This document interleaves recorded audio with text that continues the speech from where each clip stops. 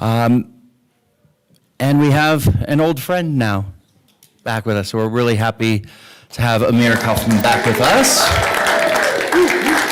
And today is a really important topic because so often, Jeremy and I were just talking about this a little bit, that people say, oh, all of you people who support Israel, you just want to whitewash and not look at any of the bad things or any of the things that Israel as a country does wrong or policies that aren't great. Maybe it's me, hold on. And that's not it at all. That's not it at all, because like any country, any entity, any organization, Israel's not perfect. And that's not what stories of anti-Semitism is about. That's not what being Jewish is about. If you, two Jews, three opinions, we love to fight and argue. And so this is a really, in many ways, this is one of the most important sessions, I think, of seeing that we can be self-critical, both as Jews, but also Israelis who are invested in it even more in that society, right? And that's what I always tell my congregation members.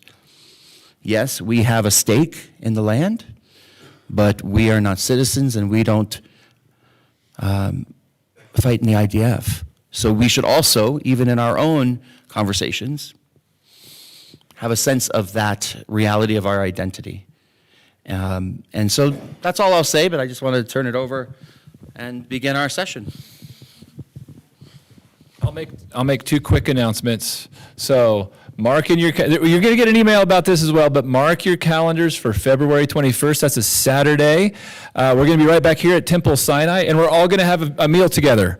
So Saturday night, yes, Saturday night. I don't remember what time we decided, but all those details are coming. 6 p.m. Amir said. So come at 5:45.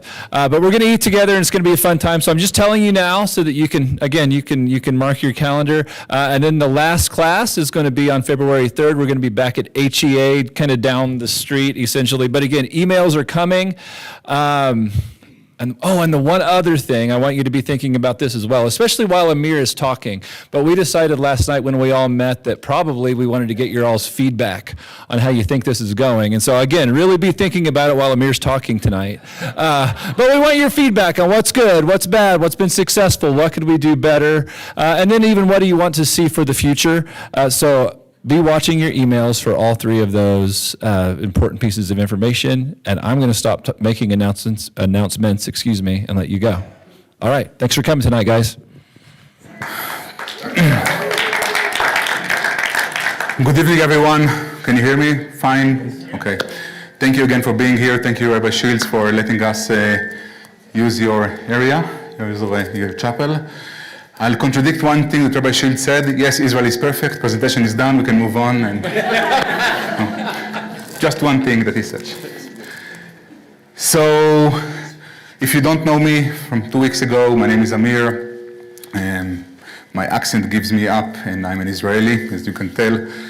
And when Jeremy and the team, we sat together and we designed those series of 10 classes, this was one of the topics that was brought up, and no one wanted to touch this topic with a 10-foot pole, to be honest with you. And someone said, well, I think maybe an Israeli should teach this one. And I said, yeah, fine, I'll do it. And I want to start with a confession. This is the hardest presentation that I had to prepare for. I've spoken about Israel countless times, but today is different because I'm inviting you into our family room to see our arguments. As an Israeli, I do feel vulnerable to criticize my home in front of an audience, especially with the rise of global anti-Semitism. But I believe that if we want people to care about Israel, we must show them the real Israel, a vibrant, messy, and incredibly loud democracy. So what this presentation is and what it is not. We will talk about constructive criticism, about learning from Israeli civil debate culture, what respectful language that can resist anti-Semitism. And it's also remember to understand what it is not. We are not defending the government. We're not defending government policy. We are not denying Palestinian suffering, regardless of whose fault is it. And we are not asking for a political agreement. I mean, they think this is part of being the democracy is not like, they used to, when Bashar al-Assad used to be the president of Syria, I lost my audio? Am I good? I'm good, okay. When Bashar al-Assad used to be the president of Syria, they used to do elections, and you can vote, if you support him or not. And I want to see the person that says he did not support him. So, going to the polls every X amount of years is not enough for democracy. Democracy is conversation, is disagreement, is checks and balances, it's way more than that. Now, I can tell you that I personally think that Netanyahu's days as a prime minister should be over. He did his thing. I think power can be a corrupt thing, and that's why we should have term limits that we don't have in Israel. So, this is part of my disagreement. So, why this matter now? As all of you know, anti-Semitism is rising worldwide. Jewish communities feel increasingly vulnerable, and the public debate is losing moral discipline, and fear is replacing trust. History teaches us that words matter. Jews historically are sensitive to rhetoric that treats them as a problem, a symbol or a collective threat, because that rhetoric is very often preceded violence. At the same time, moral people should be able to speak honestly about war, governance, justice, and the question is not whether to criticize, but how. And there is a complexity of the outsider view.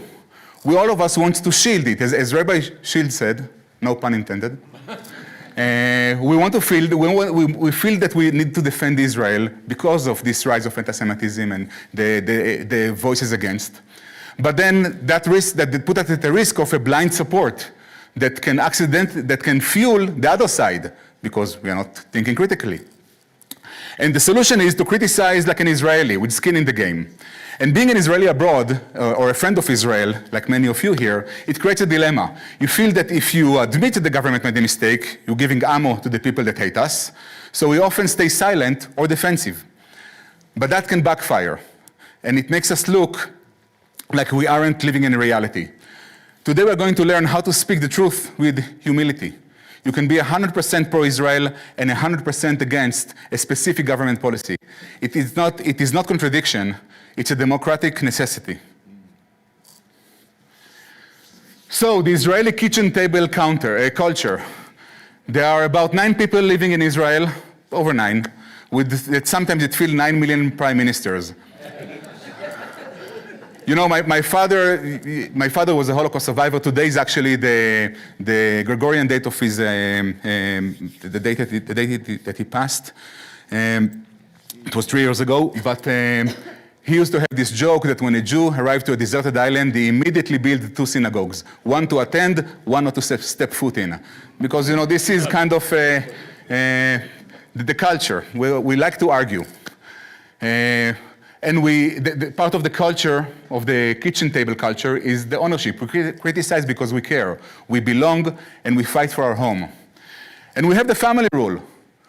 We can disagree internally, but outside, we will stand united against external threats like every family, or every functional family.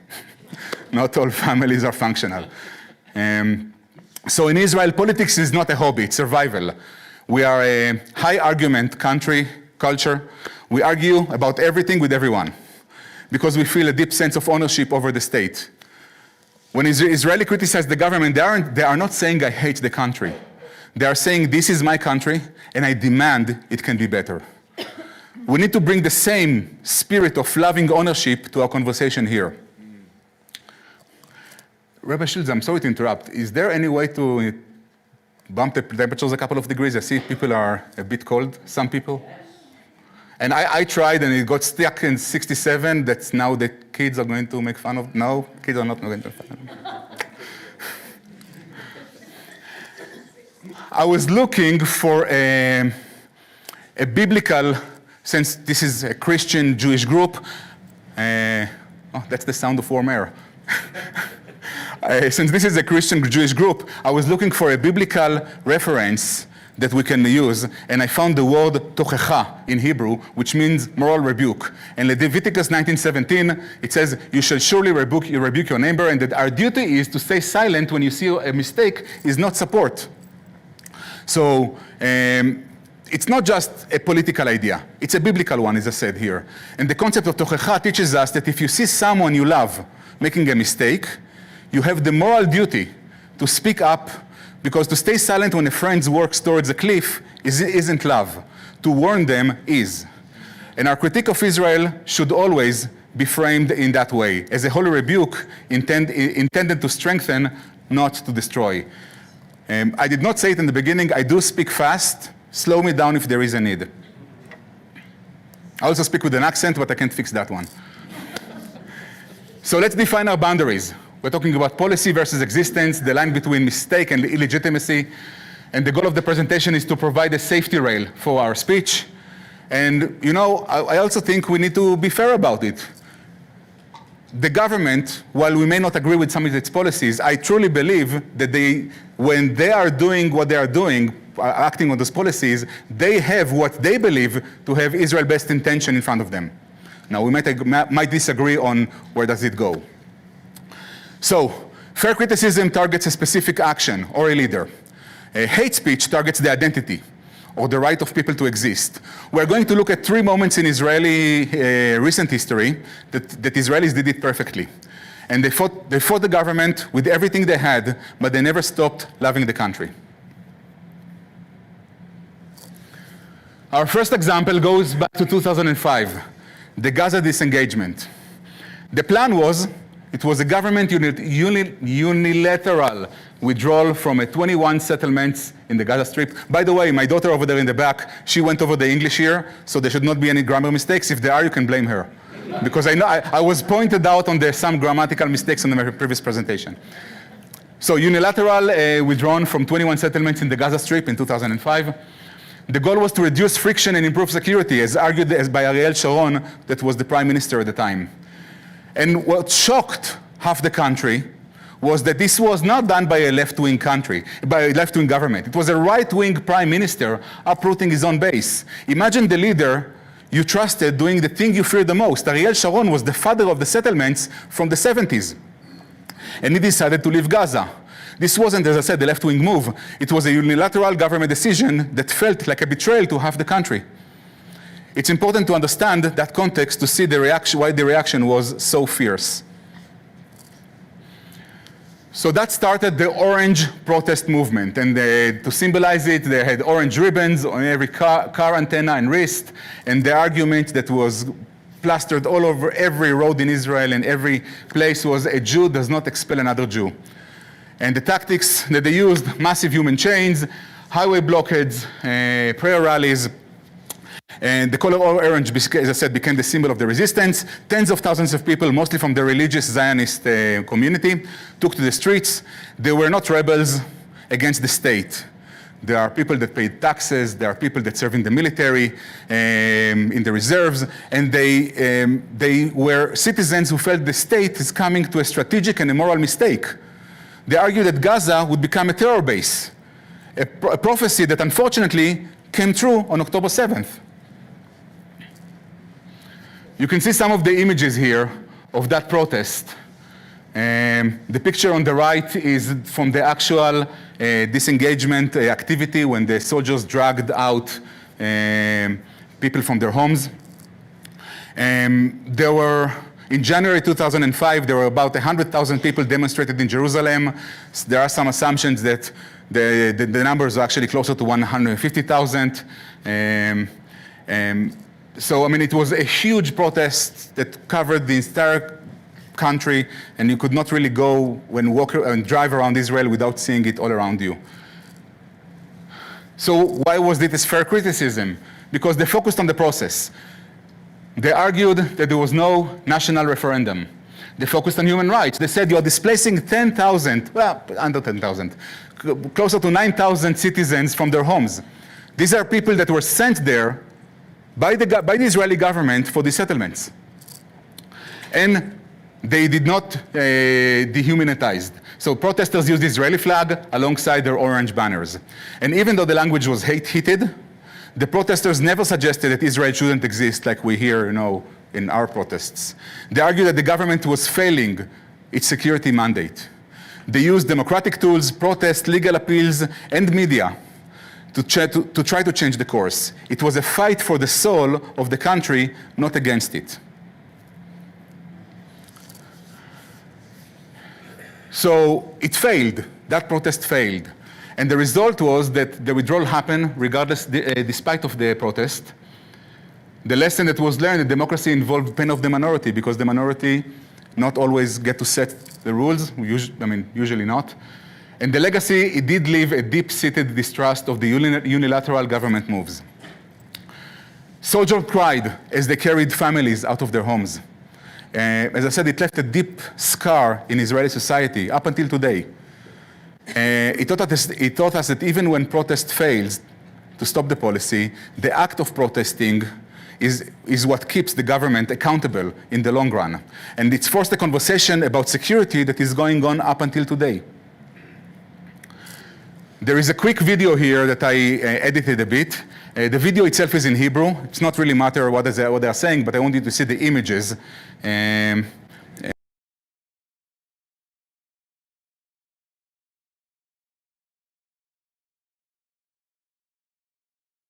אבל למרות המחאות האלימות והניסיונות הבלתי פוסקים של גורמי ימין לסכל את התוכנית, יצא המבצע לדרך.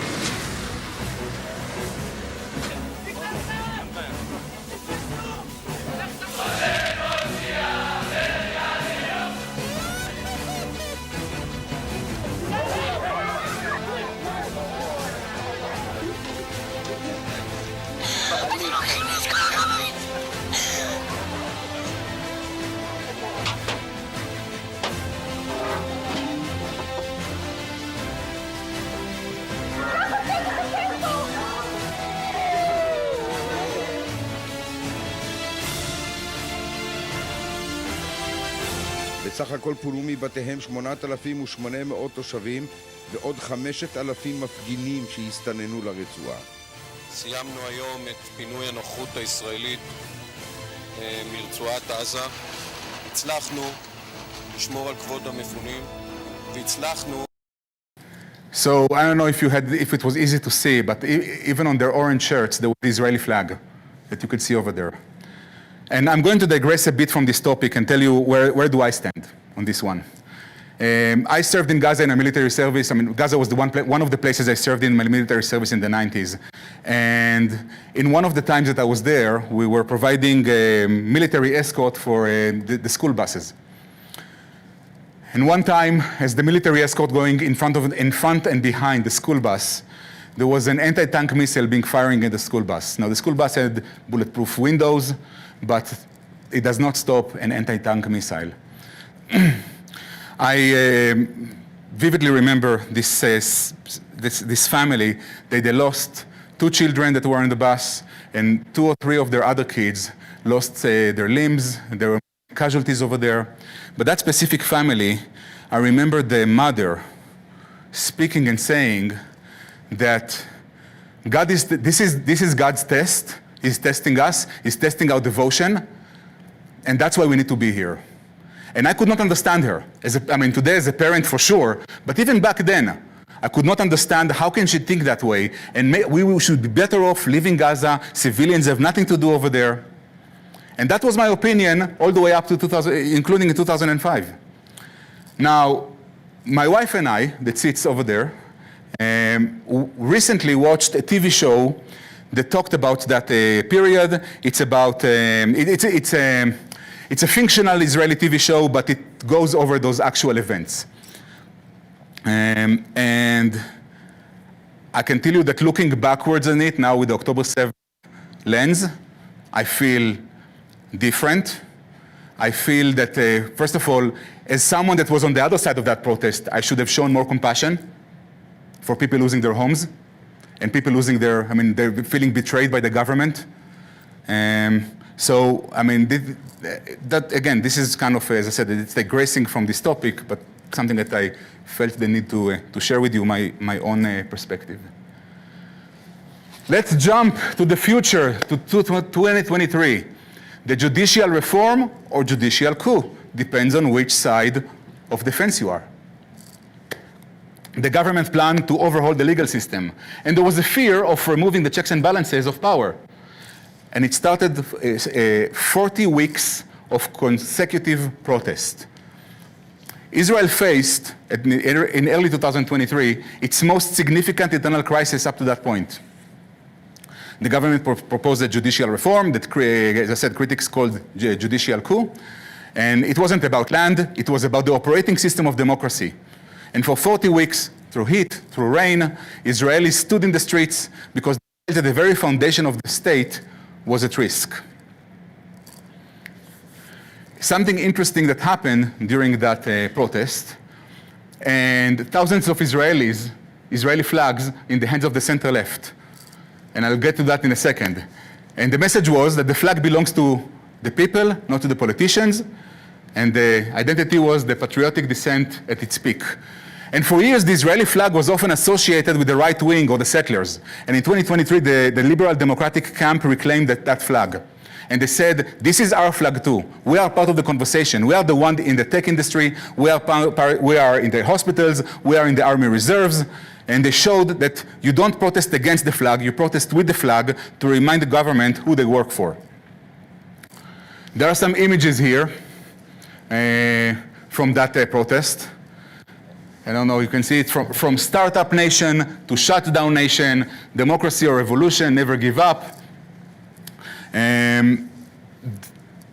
During those 40 weeks, the biggest protest took place in March 25th, 2023, where about almost 700,000 people went to protest that day after Netanyahu fired the Minister of Defense, Yoav Gallant, for siding with the protests.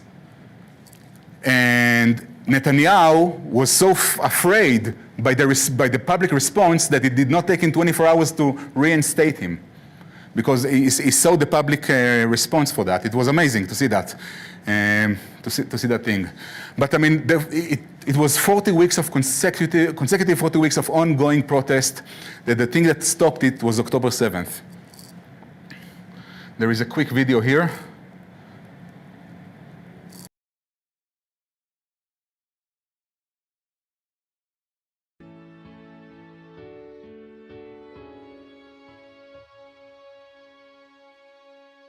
Tel Aviv.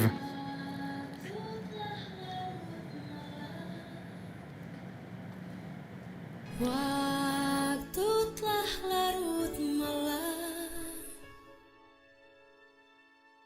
kamu tak juga pulang, hingga pagi menjelang. Kamu entah di mana.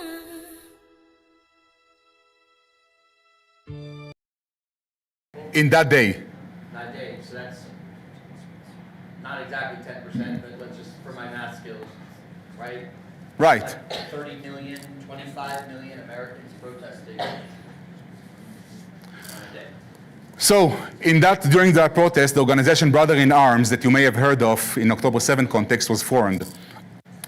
And the reserve duty. And there was a controversy around them, because reservists, pilots, intelligence officers, they threatened to stop volunteering to reserves. And there was an ethical debate. Does my duty to the army changes if democracy changes?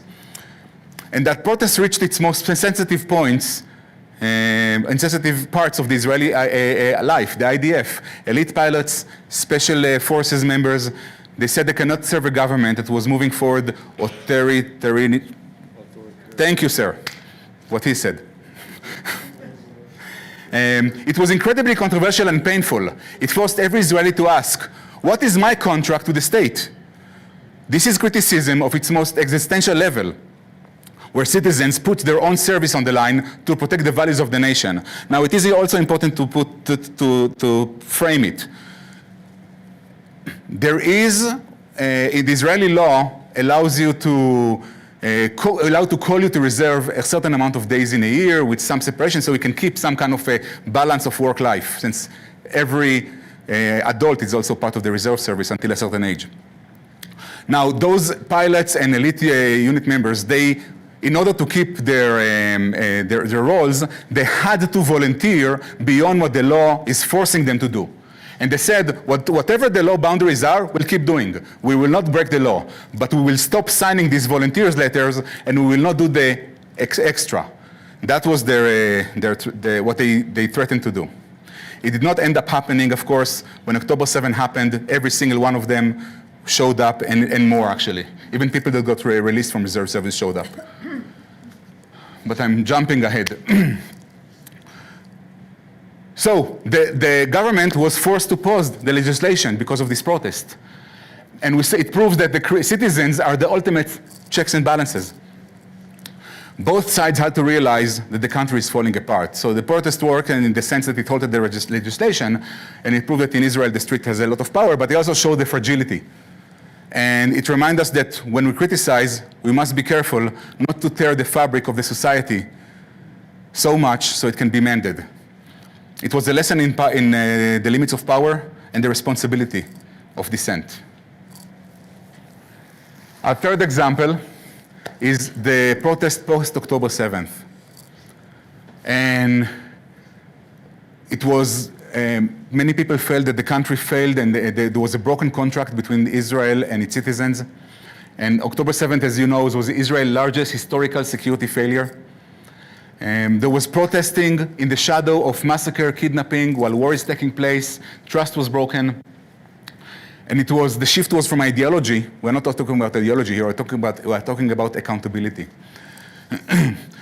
So post-October 7th, the world changes for most Israelis. And for many of us, the most basic contract, that the state will protect your life, was broken. I mean, think about it. That's the first thing a country is responsible for. Protect its citizens, then everything else. Then, other programs and healthcare and financial programs and all of that. First of all, provide safety and security for your citizens. And that was shattered, that contract. It's actually a bigger disaster from the Yom Kippur War. Now think about it. In Yom Kippur, Israel's population was about 3.5 million people. More people died in Yom Kippur, even if you don't fix the numbers, even if you don't know. So 3.5 million citizens and 2,200 people died in Yom Kippur. Now over 9 million citizens now, and on October 7th, 1,200 people died, murdered, butchered. The difference is it was almost the entire 1,200 was civilians versus soldiers. Now, I understand that every soldier has a family. Many soldiers also serve in the reserves. There are civilians on the day-to-day life. But a soldier has a role. His role is to stand and take the bullet so the civilian behind him, the child, the parent, the grandparent, will not have to do that. If we have to look at the numbers and say 1,200 people died in October 7th, it's like 45,000 Americans. Just think about it. In 9/11, almost 3,000 Americans died. And think about America's response to 9/11. The protest that emerged after that was different than any other. It wasn't about some legal theory or about land. It was about the blood of our brothers and sisters. There was a demand for leadership to take responsibility for this failure. It started the Bring Them Home Now movement. And it was the hostage families served as the moral center of the protest. The conflict was, are we applying more military pressure or diplomatic deal? The critique of the families was that the government is prioritizing its own survival over the lives of the hostages. And the most heartbreaking protest took place in Hostages Square in Tel Aviv, where I said families were criticizing government daily, saying, you are not doing enough. And it was incredibly hard to hear during a wartime. But in Israel, the life of a single person is a world. Look, we still have one hostage body in captivity that we are trying to get back, and I actually refer to him in the next slide. And these critics argue that the government policies and considerations are delaying the return of our people. It was a raw, agonizing form of criticism that remind the world of how much we value life. Now, it's also important to say that not 100% of the hostage families took that side.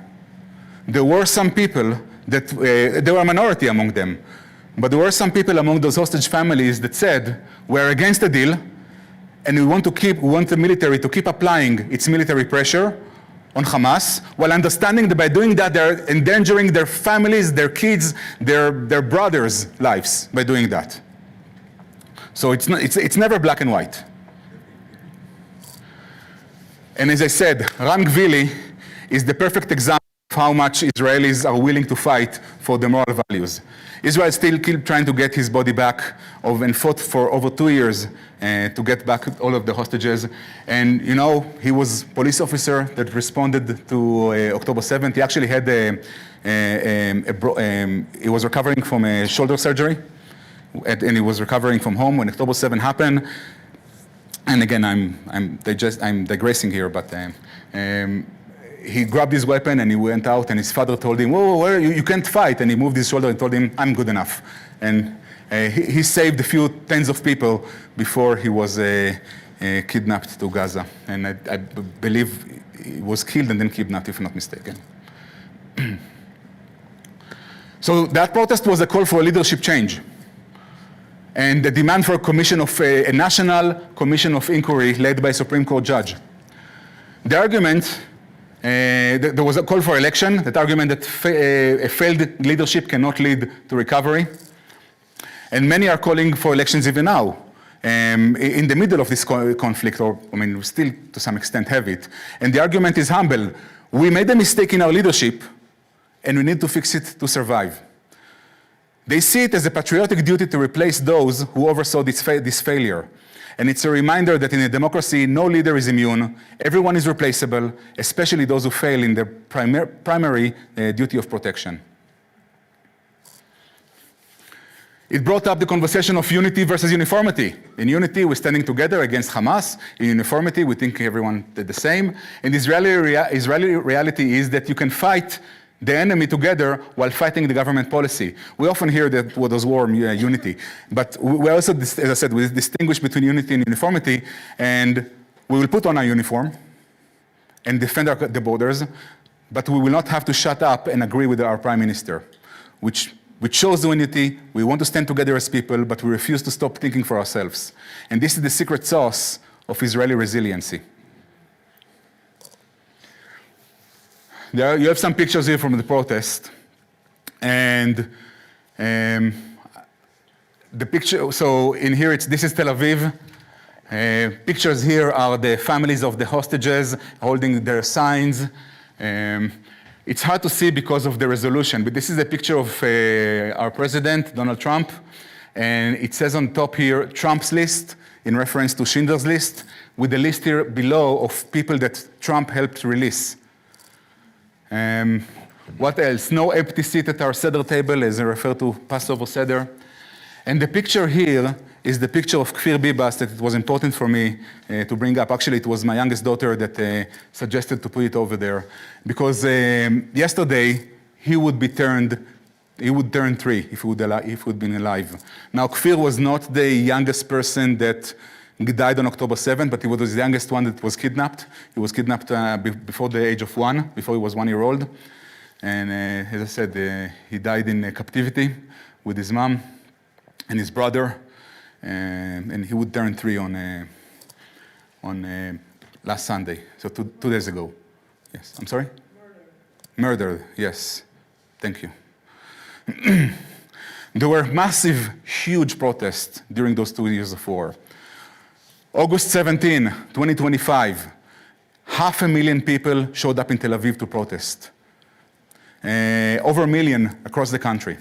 In September 2024, if you guys remember, there were the case that Hamas killed in their tunnels 6 hostages as the IDF got closer. There were about 300,000 people showed up only in Tel Aviv during that day in the protest, aside hundreds of thousands more around the country.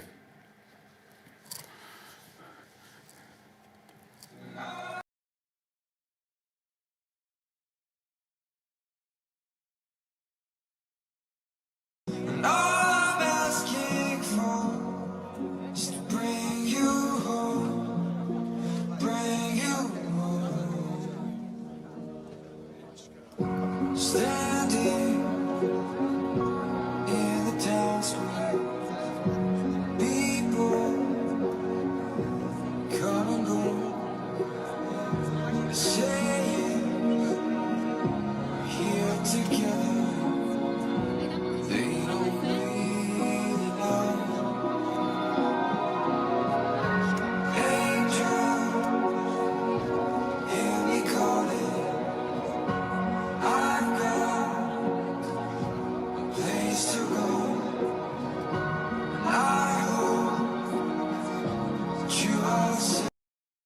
All right, so after we talked about those three national movements, I wanted to talk about my three policies that I disagree with.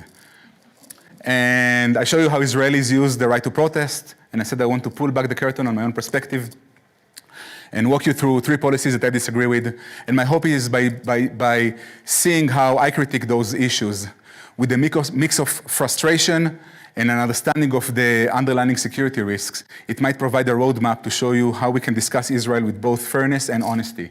So the picture I took here, well, I did not take the picture, I found it online. The picture I used here is a picture of my hometown. It did not look that nice when I grew up. There was no these tall buildings. It was much more lower. But so I put this picture of my hometown for my own perspective. The first one is the Haredi recruitment and the equality of burden. As you guys may know, the issue is that there is a legislation to formalize military exemption for the ultra-Orthodox, the Haredi community. The people that are pro the exemption are claiming Torah study is the spiritual shield of our nation. Forced enlistment could erode the religious lifestyle of the community. The argument against it says, in a people's army, the security burden must be shared equally, especially given the increased security need post-October 7th. There is a desire for a national unity versus the necessity of a sustainable defense model. And it's one of the most painful internal debates in Israel right now about them. As an Israeli, I believe that everyone should serve and the burden of defending the country should fall on everyone. However, the government has moved to solidify those exemptions. And to be fair, those who support the exemption believe that the Haredi way of life, a dedication for prayer and study, is what has preserved the Jewish people for millennia. Many of us, like me, see that you can actually do both. A modern state of Israel, which is facing existential threats, can no longer afford to have a large part of the population not serve. And criticizing this policy isn't about hating the religious community. It's about a vision of a more equitable and sustainable Israeli society. This whole policy of exempting the Haredi started with the first prime minister when he was willing to give exemption to 400 people. And then that number, I mean, that's what happened with inflation, right? I mean, the numbers just... And you know, in the 80s, Israel had like 400% inflation, so that's why. So the government is still moving forward with the process of this legislation. The Supreme Court is trying to rule against it. But that's part also of the judicial reform, that they are removing this, reducing the power of the Supreme Court. I mean, the I did not plan to go into it, but the three-step or the three-leg stool of democracy in the US is the Supreme Court, the Constitution, and the legislation, right? Israel is missing one of them. We don't have a constitution. There is no referral to constitution. There was historical reasons for that. The fact that Jews cannot agree on anything is one of them. Actually, again, I'm going on a tangent line here, but in the independence war, during the independence war, the first government was sitting and trying to come up with a constitution. And they could not come to an agreement, and they said, you know what? We're fighting an independence war now. The next government will take care of it. And now we are 70s. Yes, sir. How many people are we talking about now? Hundreds of thousands. Hundreds of thousands. Military duty, age? Yes. And it's not just the actual age 18 to 21 or 18 to 24. It's also once you are serving, you're part of the reserve service automatically. So it's feeding that system.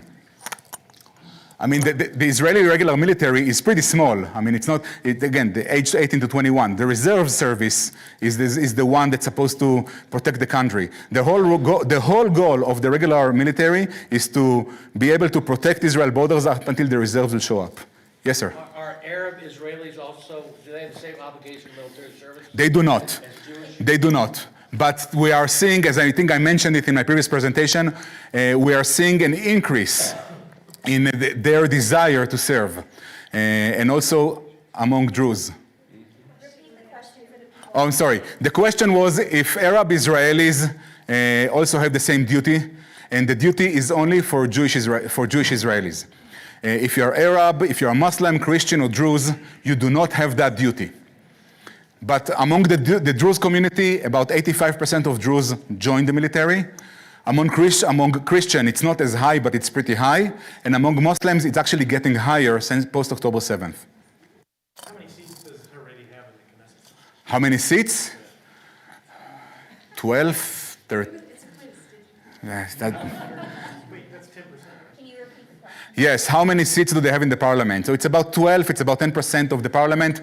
But they also kind of, when you have a scale and both sides are kind of balanced, you don't need a lot of weight to tip the scale on one side or another.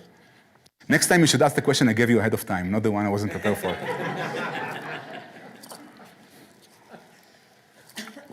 The second topic is the settlements in Judea and Samaria, the West Bank. Government support for expansion of Jewish communities in Judea and Samaria. The disagreement is the expansion can complicate future diplomatic solutions and create friction with the international community.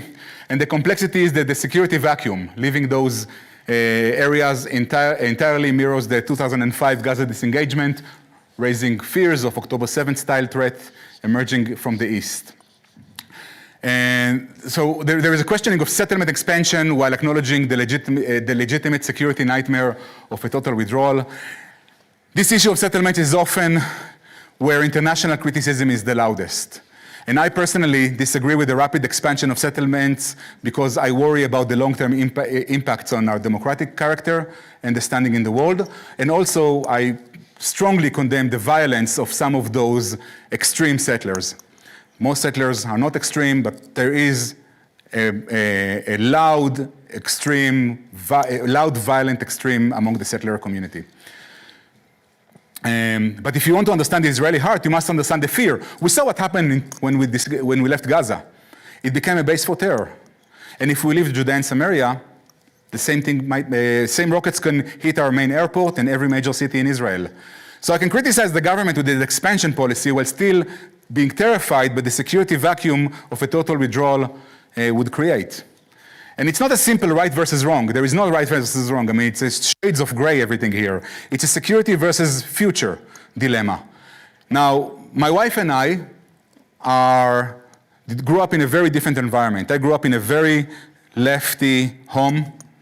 My wife grew up in a very right-wing home. In her house, it was not legitimate to criticize the government. The government was chosen, like it, don't like it, it is what it is. My family had a different mentality of criticizing the government, even left-wing government, it's okay. And now as we aged and our perspectives changed, today there are things I'm more right-wing than her on them, which is fine. I mean, as long as I acknowledge at the end she's right, everything is fine. So I mean, those perspectives change and that's okay. And the third thing I want to bring up is state versus and religion, the shifting of the status quo. So the status quo is an unwritten agreement balancing the secular life and religious law in the public spaces.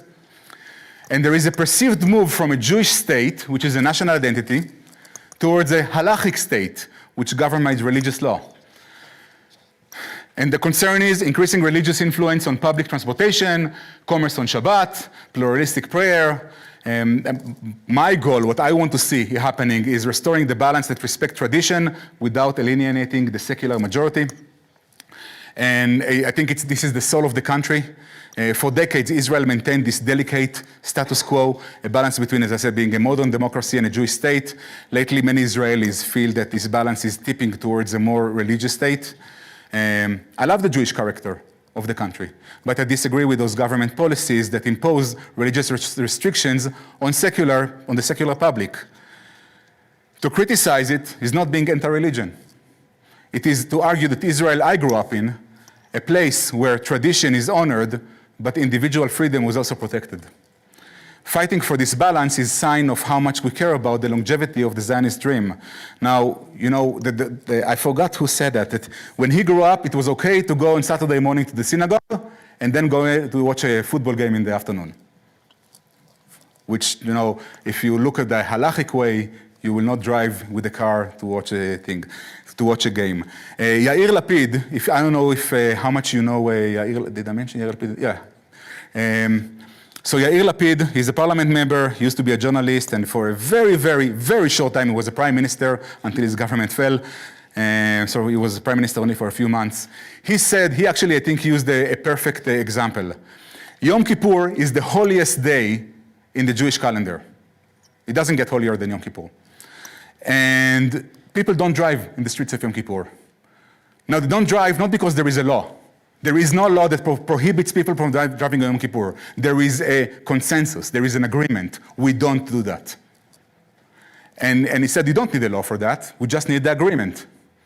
And I agree. I mean, this is the balance that I'm seeking, which I'm not getting. One thing, just to clarify, the term secular in Israel, it's different than what you might, I would say, argue very strongly, it's very different than secular here.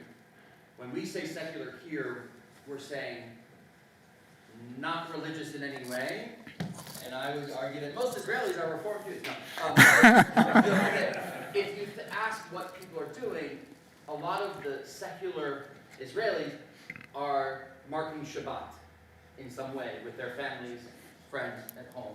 They're marking holidays. They go to a sukkah, a hut on Sukkot. Whereas if someone here says, I'm secular, I'm a secular Jew, they'll coming on Yom Kippur. Maybe that's it. If they say I'm secular and they're not Jewish, it probably means I don't affiliate with religion at all. And so I think that's just so for folks who don't, that's an important distinction. Thank you, Rabbi Shields. So I guess I'm here longer. I'm here 23 years, but it's not long enough to see that difference. So let's look at the do and don'ts of fair critique. Do, let's use the 3D test: demonization, double standards, and delegitimization. And where I have a slide about it in my next slide. Do, let's target the government, not the Israelis. Let's not use historical tropes, Nazis, blood libel, colonialism. Let's not suggest that the country shouldn't exist because you hate the government policies. I have this whole problem with this. Israel has the right to exist versus Israel doesn't have the right to exist. I mean, no one questions any other country, regardless of what they do, the good or the bad. I mean, no one questions if the US has the right to exist, or Russia, or China, or France has the right to exist. Only when it comes to the only Jewish state in this world, people are saying, it's okay, I think Israel has the right to exist. Who's asking you? So, the 3D test. I use Gemini to generate that one. I'm very proud of myself. It's the first time I'm doing that, so I'm very, very proud of it. My daughter told me I did it wrong. This one over there. So how do you use it? How do you use the 3D test?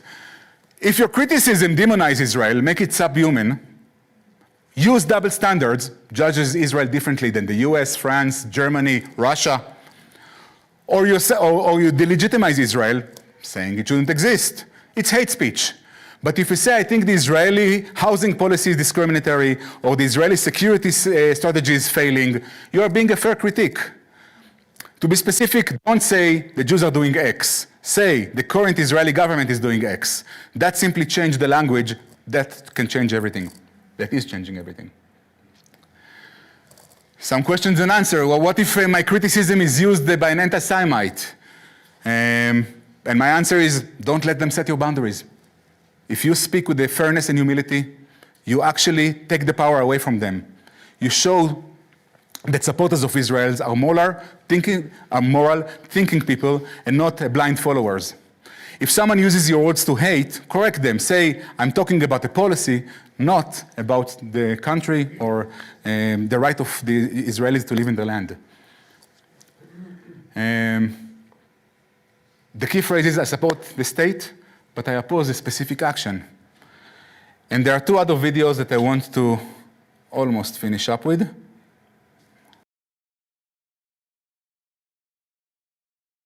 Noah, this is for you. How can people distinguish between legitimate criticism of Israel and anti-Semitism? Oh. Good question. Great question. There. Great question. Okay, so anti-Zionism is anti-Semitism. First of all, let's get that. Thank you so much. Thank you. And I'll tell you what the difference is. There's nothing wrong with criticizing Israeli government. I just did that on the show. I think that the judiciary overhaul is extreme. So there's nothing wrong with criticizing Israeli government's policies, politicians, that West Bank, whatever it is that you want. If you have something against, if you're trying to dismantle the Jewish state, if you're trying to go against the existence of the state of Israel, that's where the line is drawn. And sadly, there are a lot of people that are criticizing Israel, and that's totally fine. But there are a lot of people that are saying that Israel is not a legitimate country, and that is unacceptable. Okay.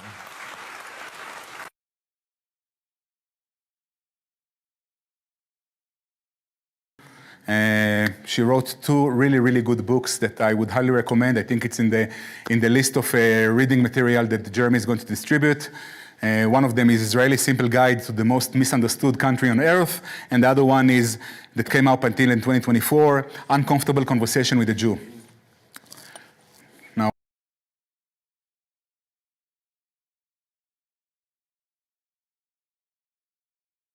how many times am I going to have to explain that I'm not an anti-Semite, I'm just an anti-Zionist? Of the world's nearly 200 countries, Israel is the only one that the anti-Zionists deem unworthy of existence. Please, my grandpa's older than your country. That's not unique. Here's a list of countries created at the same time or after the re-establishment of the State of Israel.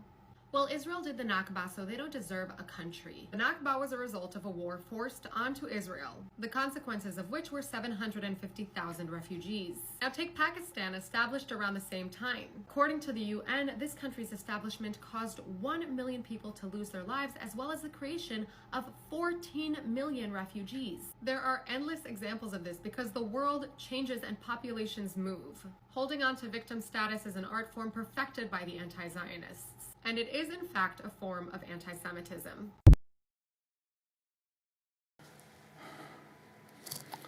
so, there's a conclusion. The dissent is an act of love.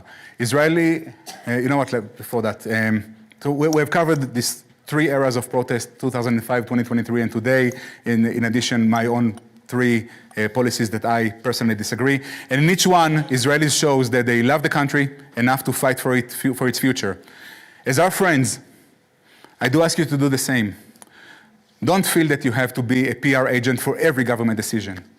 Be a partner to the Israeli people. Hold us to a higher standard, but do it with humility as a friend.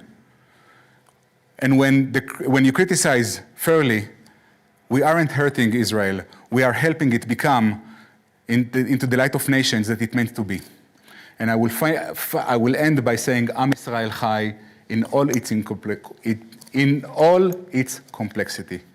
Thank you very much.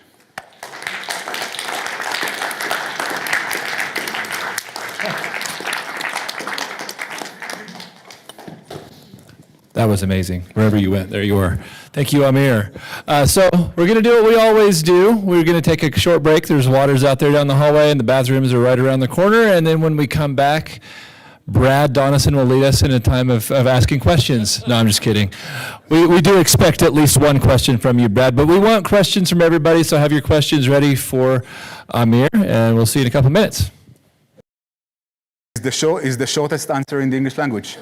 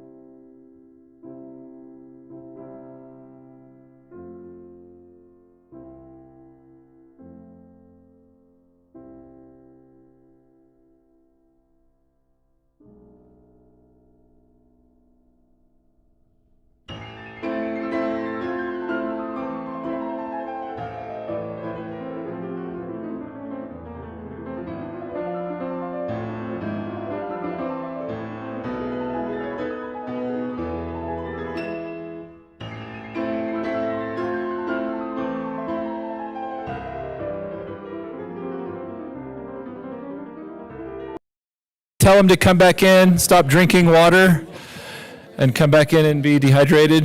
Hello, can everybody hear me? One time I noticed that if you go shh, see, that actually works.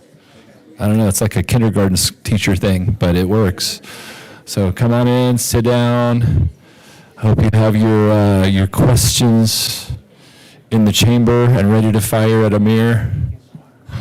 Where's Amir? How'd you feel about that one? Good. Good. If there's anybody that can take the firing squad, I think it's you. All right, so we're going to do it. I want to remind everyone before we start, I am armed.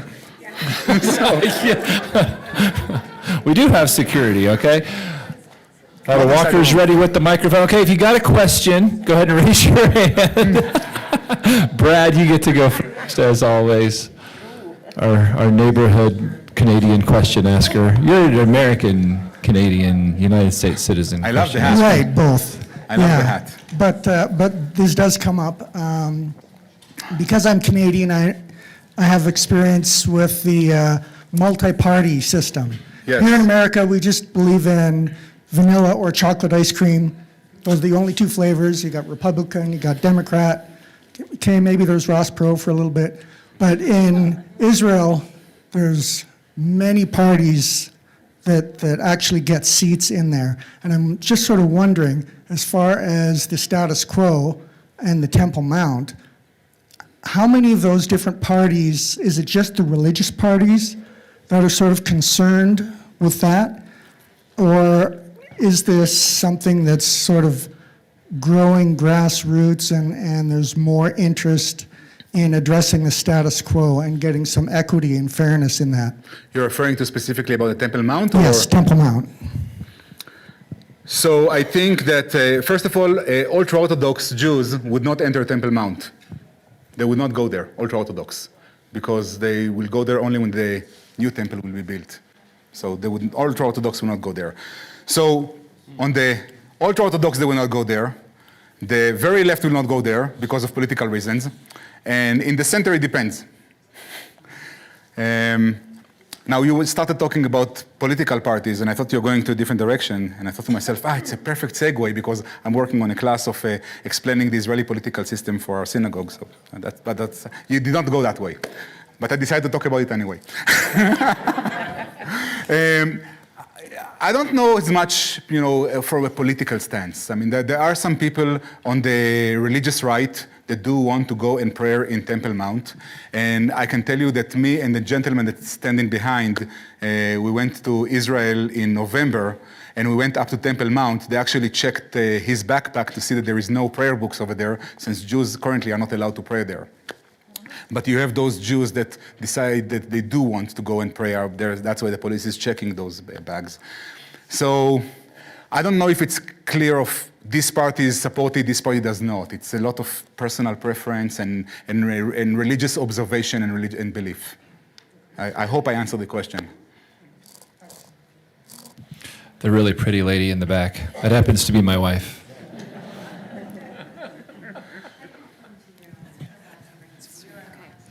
So back to the question about the Haredi serving in military service. You said that currently legislation is being proposed that would formalize the exemption? Yes. Okay, so currently no formal exemption, but most Haredi don't serve. So can you talk about what is being formalized? So I think it was about 20 years ago. The Supreme Court came to the state and told the state, you need to have a policy in place. You either exempt them or don't exempt them. You need to do something. And the government took that, and for 20 years, they were able to ask for extensions and more things. And currently now, there is a law that may be challenged by the Supreme Court, if it will pass, that on the surface, if you read the big letterheads, it's calling for a draft of everyone. But if you read the fine print, you can see all of the exemption points. So there are a lot of protests in Israel today by the Haredi that say we will die and not draft. And the political climate today in Israel is not going to force them. Now, as I said, the Supreme Court at some point would say it's enough. What will happen at that point, I don't know. Because for 20 years, they're asking for more extensions and more things. So, but right now they don't serve. Right now, they have a way for an exemption. Everyone, once you turn 16, you get this, we call it a first draft. You get this letter. You need to show up at that office that starts this whole process of filling up questionnaire and doing all kind of similar to SAT tests to understand your abilities and interviewing with you about all kind of units. So by the time you're 18, they know where to send you, or you know where you want to go. It's not always the same. And they also get it. But they have a way for exemption today. Yes, sir. Oh.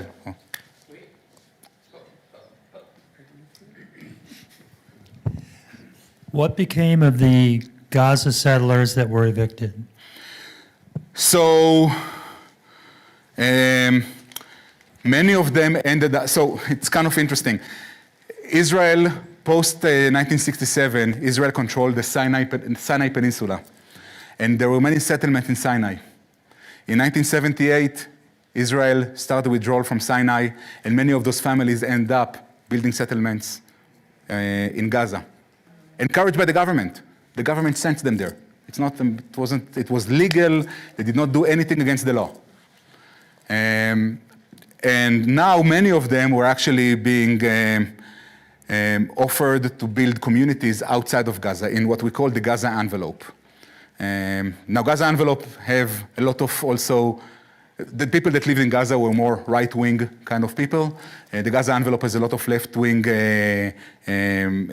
kibbutzim and other towns over there, but it was kind of a hybrid that some of them went and joined communities in the Gaza envelope, and some of them went to the West Bank or inside of Israel.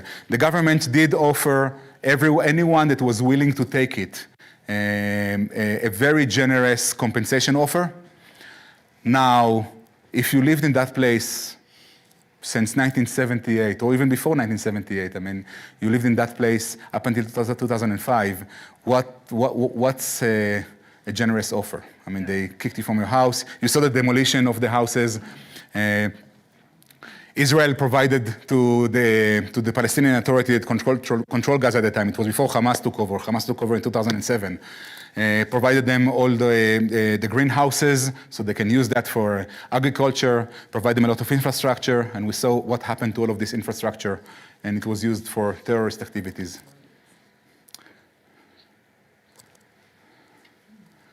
You know, Jeremy, when you said the beautiful women in the back, I thought you meant my wife. You're supposed to say that. I did. What is the situation today vis-a-vis the Supreme Court vis-a-vis the politicians? Because I understand that the Supreme Court can overturn any legislation, even change basic laws, and there's no control. So I wondered what was happening about that. So the Supreme Court, since Israel does not have a constitution, the Supreme Court can cancel laws, which is extremely rare. It happened in very rare occasions in Israel history. I don't have any specific example currently in my mind that it happened, but it did happen. But it is extremely rare. But it also requires a special majority in the Supreme Court. You cannot just have a regular majority to overturn a basic law of the government. So the Supreme Court is acting currently as the only checks and balances for the government. Theoretically, it's the government, the parliament, and the Supreme Court. But because the government is being elected by the parliament, the government as long as there is the government has a majority in the parliament, there is no other checks and balances, and that's where the Supreme Court, and hopefully one day the Constitution will come in. With the lack of a Constitution, the Supreme Court took upon itself that role of being the checks and balances. An interesting thing about the current Supreme Court Chief Justice, or that's the right term, Chief Justice? So he is an Orthodox Jew, a right-wing person that was elected to this role by this current government. But because he took some positions against what the government's trying to do, some parts of this government are trying to villainize him and paint him. He's a lefty, which is kind of a joke to call him a lefty, this guy. But and he said that the only thing I care about is the rule of law, and the power of the Supreme Court to be kept. And again, I think it's a fair conversation. What's the power of the Supreme Court? And if we are removed, I think the government also needs to be accountable for someone. Needs to be something that can stop the government. In the U.S., it's the Constitution, right? If the U.S. cabinet is trying to do something that is going against the Constitution, hurt freedom of speech, hurt Second Amendment, whatever it's going to be, there will be an appeal to the Supreme Court, and the Supreme Court says, well, the Constitution is very clear, no. But they have a document to rely on, which they don't have that one in Israel. Amir, real quick, what's the name of that politician that you were just referencing? The Chief Justice. The Chief Justice. What's his name? I don't recall his name. Gitit, you remember? What? Levin is the Minister of Justice. He's not in the Supreme Court. Now, it's also interesting, the Supreme Court judges are not lifetime nominations like in here. They have to retire by the age of 70, if I'm not mistaken. So there is a replacement constantly, because usually you're older once you make it to the Supreme Court. You usually don't take 30-year-old judges there. So you get there usually in your late 50s, early 60s, and by 70, by law, you have to retire from the Supreme Court. It's Hakamit, yes. Thank you. You have mentioned, and some of the other presenters have mentioned, Israel doesn't have a constitution. Correct. Is there any kind of movement to try to get or write a constitution for the country? There was one in the 90s, but since then we had all of those existential issues that kind of took the attention from those movements. I think it's really important to get to that point in one day. It will really help stabilize the political system. Because the political system today, the last thing you can say about it, it's stable. Yeah. That was my question. Oh, that was your question. Wow. What can we do to help? Is there anything? There is a GoFundMe page? No, kidding. Thank you very much, Amir. I have another question about this Israeli Supreme Court. Who does elect I'm not a them? lawyer on playing one on TV. Just for everyone's awareness here, I'm an engineer in my day trade. Me too. That's why I'm interested about this different area. Who does elect the Supreme Court judges, and how many of them are in the Supreme Court? That's an interesting one. So there are 11 Supreme Court judges, and the Supreme Court judges are being elected by members of the government, members of the opposition, and members of the Lawyers Association of Israel. And you need to have at least 2 of the 3 groups agree on a Supreme Court nominee. Because just it's numbers. You need the majority to choose a thing. And this is another thing that the government in its judicial reform is trying to change, how this election of Supreme Court judges is being made, giving more power for the government in that in that process. Thank you. That was a problem. That was a core of the conflict. That was, I mean, yes, that was part of the problem. Okay. Not the only problem, part of the problem. No, I have a different question. Okay, my question is, do you know what currently is going on with the investigation of why the government failed in protecting and getting into action? So first of all, it was a military failure. Above everything else, it was a military failure. I think the government has a responsibility as the one leading this country. but there was the failure was a military failure. All the alert signs were there. It was a lot of Israeli arrogance, to be honest with you. They are too weak. They cannot do that. We are too good. Never happened. But also, there was a failure on the government, and I think there is also the failure of taking responsibility. And I think that from Lieutenant Colonel and above, my opinion, which is worth every penny you paid to be here tonight, from Lieutenant Colonel and above, everyone should go home, and every parliament member should go home and start from scratch. And get everyone's trust back. Gain trust of a new parliament, a new government. And you know what? If these elections, they choose the same one, we deserve it. So didn't the head of the military, resign right after October 7th? No, not right after. About a year into the war, he resigned. The head of the intelligence resigned before him, and the head of the military, once he felt that the war is progressing according to the plan, he did not resign as much as he did not ask for an extension of his role. Usually, you are being nominated for an X amount of time, and you can ask for one more year extension. That 99% of cases you ask and you get it. He did not ask for it, and he did not get it. He did not get it, so he was replaced. Ronnie, going back to your original question, there was a great episode on Call Me Back with Dan Sinner on September 4th of 2025. It says, Accounting for the Failure of October 7th with Yaakov Katz. I listened to that one. That was a very good one. He kind of goes through some of the complexities and details of what went on that night. So just so you know, that's a good one to listen to. That's podcast in general is a good one to listen to. So let's go with Joel and then, oh, yes. Yeah, it's called Call Me Back with Dan Senor or Senor, S-E-N-O-R. We're going to do a resource list, and it'll be on that, but that episode was September 4th. It's a weekly podcast, isn't it? Yeah. It's a weekly. Or maybe even more often than that. September 4th. So back to the Supreme Court for just a minute. Sure. We've talked throughout this, your classes particular, about the ethnic makeup of Israel. What's the ethnic makeup of the Supreme Court? Which I talked about it last one. The Supreme Court actually have, there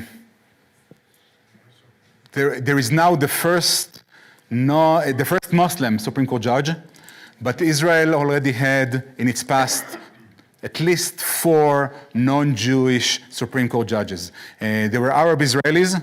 There is not being a Druze one yet, but Arab Israelis, I think 3 of them were Christian Arabs, and currently now there is a Muslim serving on the Supreme Court. And it's interesting, I brought it up in the previous presentation, a Supreme Court Arab judge sent an Israeli president to prison for sexual crimes. And of course he appealed that decision. Well, I'm sorry, a regular court sent him to prison. He appealed it, and a Supreme Court Arab judge declined it. Show you how much of an apartheid state it is. Well, I think the check and balance needs to start. It needs. So there is no the same representation of minorities in the Supreme Court like in the regular public, but I think it's moving in that direction. It's a process that takes time. It's a young democracy, relatively. Number 2 is your quota, Brad. So I realize this is a little while ago, but I think you mentioned that you served in Gaza itself in the 90s, was it? Yes. I'm just wondering what your impression was back then of what was Gazan life like back then compared to what was Israeli life back then? So I served in a time that Israel signed, I started serving at 92, and I finished serving at the end of 97. So it was about 5 years that I served. And during that time, the Oslo Accords took place. So many things changed during the Oslo Accords in the life of people in Gaza and the West Bank, not just Gaza. I mean, living in Gaza is not something that I would choose, and I don't think you would choose, not even back then. I mean, there is a lower quality of life there compared to modern Israel. But overall, I think they had decent lives, my opinion. And now, I never lived their lives. I can tell you that up until the Oslo Accords, there was a daily curfew, a nightly curfew actually.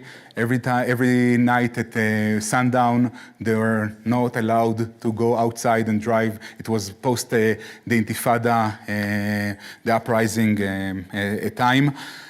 And that's changed as part of the Oslo Accords, and they got free movement, and also between Gaza and the West Bank. So they were moving towards statehood, and I think that if they had played the cards right and not choose Hamas and not choose a path of terror, I do believe they would have a state today.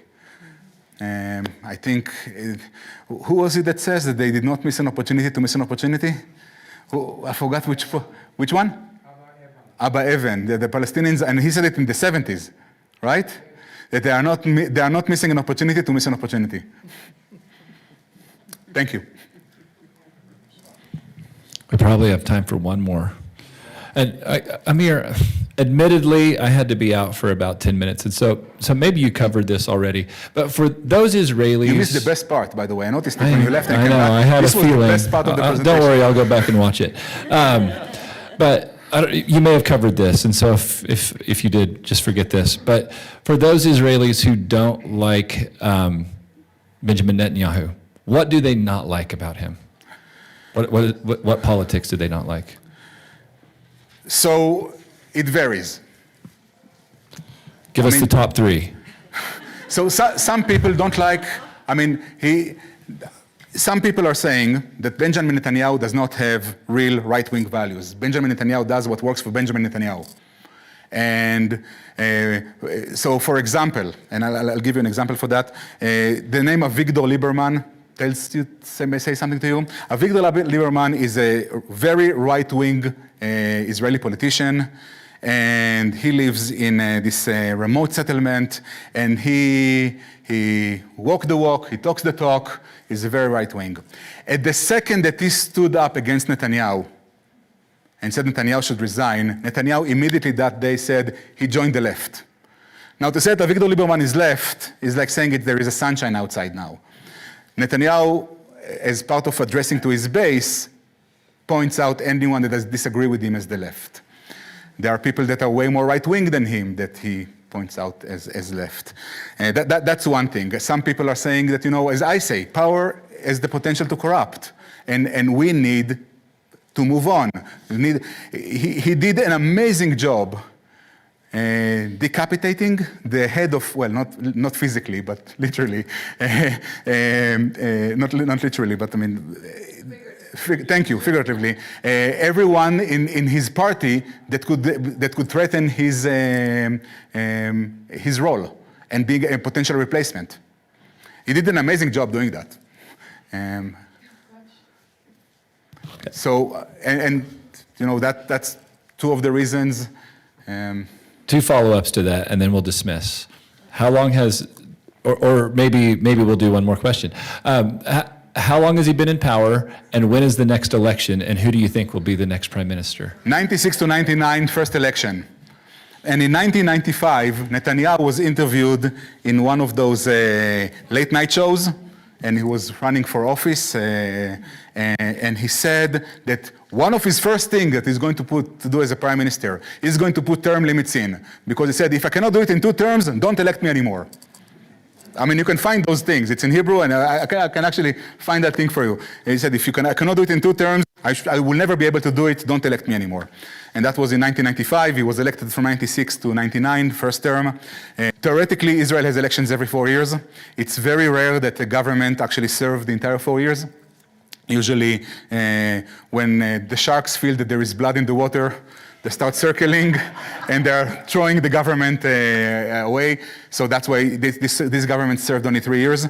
The next elections are scheduled to be next year, And I think there is a fair chance that this government will actually serve 4 years, because based on every poll, if we go to elections today, they will not be voted back in. So they want to extend their, the kind of they are holding each other by the throat just to make sure that they're not falling. They're not falling. Oh, 2026. Yes, I'm sorry. This year. I'm living in the past. I live in 2025. In 2026. Yes, you're right. Okay, let's get Pat. I saw your hand. Let's do this. One last question. Well, I just need to understand the government. So the prime minister is more powerful than the president? The president does not really have a very strong power. The president is more of a visual image, figurehead. Yes, he's the head of the state. So he can pardon people. That's power that only he has. That's why Trump, when he was in Israel, he reached out to the Israeli president and said, pardon Netanyahu. If you remember a few months ago when Trump was in Israel. So that's one thing he can do. And the second thing that is very important role, well, he's also supposed to be a unifying figure. He's not supposed to be a political figure, although he's coming from the political system, and he's supposed to be a unifying figure. And his actual role is, after election, every single party representative comes to the president and recommend the prime minister to the president, and based on those recommendations, the president gives the mandate to build the government to a person. It can be Netanyahu, it can be Jeremy. Jeremy most likely will not be able to form a government. Netanyahu, more likely. All right. That was fantastic. Give Amir a hand. Thank you guys for being here. Thank you, sir. Okay, we're going to wrap up. Here's the thing to watch for. Watch your emails. We'll make sure and send you an email. It's going to have a few important things in it. We have one more class left. This is Class 9, Class 10s on February 3rd at HEA.